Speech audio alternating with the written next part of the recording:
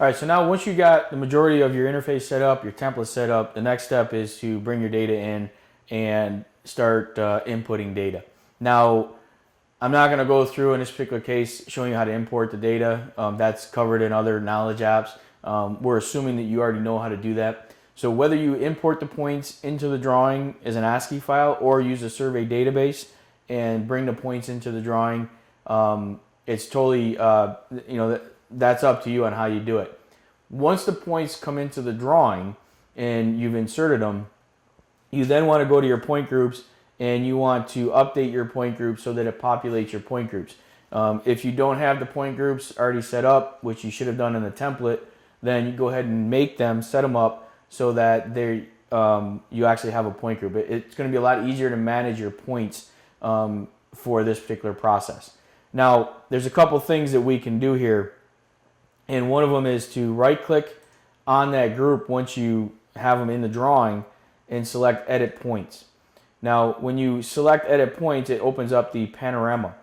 And in the panorama, you can scroll over to the right, and you can see that it's listing columns for all my invert elevations. Now, to get that to work, because it won't be native right out of the bat, is if you select the point group tree at the very top and you come over to the right here, you can see that if I scroll down a little bit, sorry. So picking the point group tree on the prospector tab and coming to that point group manholes, you can see that I've assigned the classification to it called utility invert cuts. So I've kind of mapped that user-defined property classification to my point group.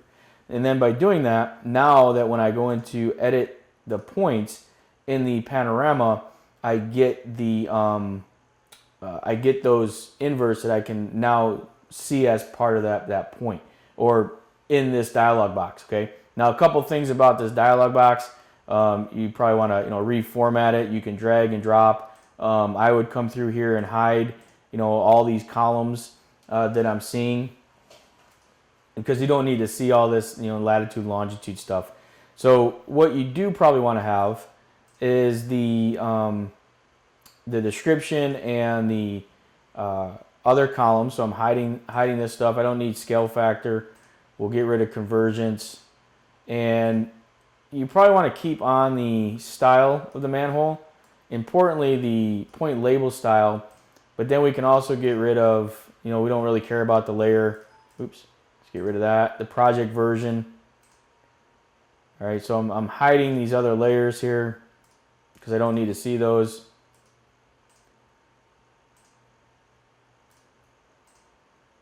Maybe the rotation angle, don't need to see that one. Wetland flags, we can hide that one. Now, one of the other user-defined classes we set up was a picture number, so that's something else that you could do. So you might want to see that one. The notes, you can see that it's grabbing my tree ID as well, because those are some other ones there, so we're hiding those, we don't need those. And what you want to get back, or what you want to have, is just the invert cut values. So I'm going to make this a little bit bigger, and then I'm going to reorder this where 1, 2, 3, 4, 5, and if I had that 6th one that we added, I could add that one as well. All right, but basically this is what you want. Now I can hide the other ones on the end, but I'm just going to drag this out so that I can see the notes and other information. So now what I do basically is I go to my sketch, and on my sketch I find the manhole number. So in this case it's, I start maybe over to the left, work my way to the right. So I got 10537. Come over here, we'll come down, we'll find 10537. So there it is right there. And what we're going to do here is we're going to fill out our table. So what I normally do is I take the cut values from the notes. So here I look at this, I got 692 is a 12-inch tile clay, and a 695 is 12-inch tile clay. I'm not really too concerned about the pipe size or anything right now. I'm just looking at the invert in and invert out.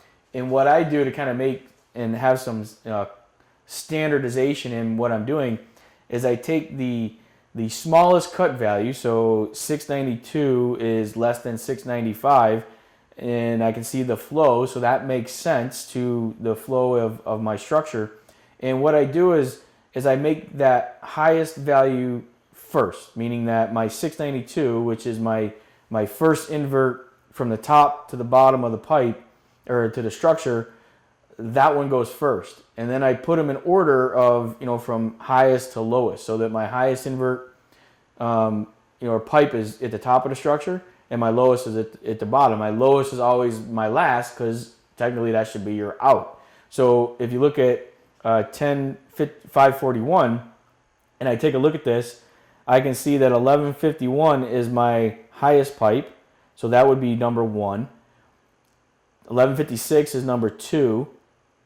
That's my second invert.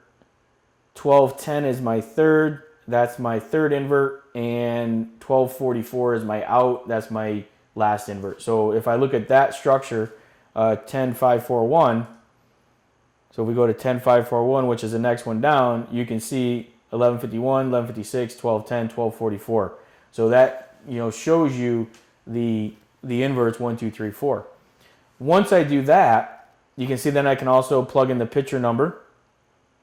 I could put in any notes. You can see I entered brick, so I think that's what they called for, brick. All right, so they got brick in there. That's a note. And then I come over here and I change the label style to match the number of inverts. So having the panorama up and editing this, I don't really have to pan and zoom around the drawing. I can just sit here and go through my list, finding all the manhole rims, and in this case I've combined my DIs and my storm sewers and sanitary, because we're dealing in a combined system. I may separate this out and just do storm and sanitary depending on the site that I'm working in. But basically by going through this, it makes it very easy to go through, and then I highlight off, I have my sheet, I highlight off, okay, I did that one, did that one, did that one, and then I come down through and I can see, okay, which ones did I miss, which ones do I got to go get, which ones can I find, so on and so forth. So using this makes it very, very simple to plug in all that information. And all I'm doing is plugging in the cut value. And by plugging in the cut value, what it then does is it automatically will label it. As you can see here, it labels it with the invert information. So I didn't have to touch any of this. So again, in the label style, you then just pick it, and I would drag it out to get it to where I want it to be. So that's really that's it. I mean, once it's set up, all you're doing is plugging in the cuts and setting that information into it, and then you're orienting your labels, getting them, set up the way you want to see them, and so they're not overlapping and stuff. Obviously, the style of the masking and the text style and the layer style, all that's part of the label style. So that's what we do. Now, a couple other little things that I want to show you, some what I would call shortcuts or additional methods for doing this. And I found this is somewhat hit or miss depending on the version of Civil 3D you're using. There's in most cases I find that it does work, but I've seen some issues with it, and that is with the quick properties. You'll notice that when I click on this, I have a quick properties dialog box pop up, and in that quick properties dialog box you can see my invert cut information. So I could work my way around the site, and I could, just plug in the information here. If the quick properties doesn't work, what I have found is that properties, the object properties dialog box also will work. So you could do it in the object properties window as well as the quick properties. So in here, I could come in and I can make those changes right here in the object properties. So either doing it in the panorama or doing it with the properties manager or doing it with the quick properties makes it very easy for me to edit and input this information. Now, one other thing that I like to do is by default AutoCAD has the pick add variable set so that when you pick one point and I pick another point, they're both selected. And I found from doing this, that's kind of a pain in the butt. So what I do is basically toggle that so that instead of having it select both pieces, is that when I pick this one and then I go to pick this one, it deselects the other one. And I found that that's a very powerful way of not having to hit escape when I want to pick the next one. I've also learned that trick when dealing with corridor modeling and editing a subassembly and then deleting part of that subassembly, and I got my corridor selected and I delete my corridor by accident. So that little system add variable comes in handy when you're dealing with these points and or in case civil 3D. So it's something to get used to, but it's definitely a variable that you might want to change when dealing with these subsurface utilities like I am here. Okay, so that basically takes care of my structures, invert elevations, and without, again, the only thing I'm typing in is the cut values. Everything else is all kind of set up and automated for me. What I'm going to show you next is we're going to take a look at how we would draw the pipes and label the pipes and put in the other information on this particular drawing.